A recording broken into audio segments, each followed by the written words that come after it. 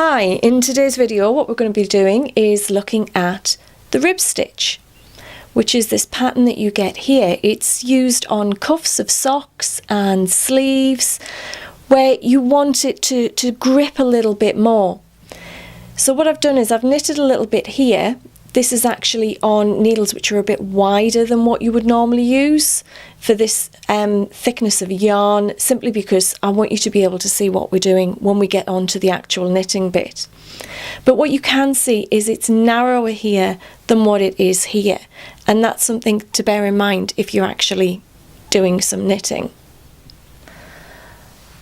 Okay then, so let's actually do some rib knitting.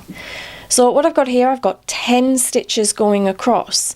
If you're ribbing, it's easier if you do it in an even number, and I'll explain why when we get to the end of the first row. So to start off with, start with a knit stitch. So that's in front to back, loop your yarn around the back, pull it through and off. Now we need to change to a purl stitch, and in order to do that we take our yarn, we put it between the needles, looping it round and pulling it to the front, just like that. Then we go in at the front, round, through to the back and off. Back to knit stitch, so we're alternating between the two. Take our yarn, round between the needles, and then we can do another knit stitch. In from the front, wrap it round, pull it through, take it off. Hold them together, take your yarn through and forward, and another purl stitch. Okay, and you basically just keep going like that towards the end, which I'll do while I keep talking to you. There we go, back, another knit stitch. Ribbing is slower to do than, say, stocking stitch. And I think for that reason some people don't like it. I'm not a major fan. I much prefer to be doing a stocking stitch, to be doing knit, to be doing purl. I'm not sure why. I just do.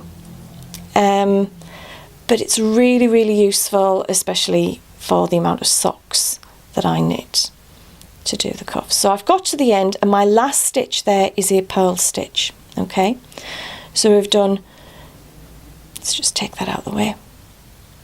We've done knit, purl, knit, purl, knit, purl, knit, purl, knit, purl.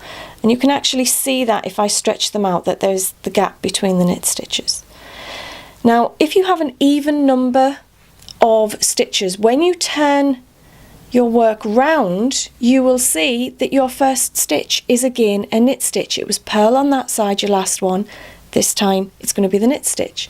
So with an even number, you literally just keep going knit, purl, knit, purl, knit, purl, always starting with a knit stitch. If you have an odd number, you'll start and end on a knit stitch on one side, meaning you'll start and end differently on the other side.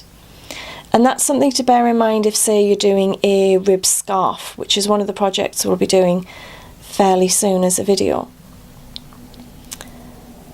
I'll just finish this row and then we'll be done. And there you can see we have our ribbing, and it looks the same on both sides.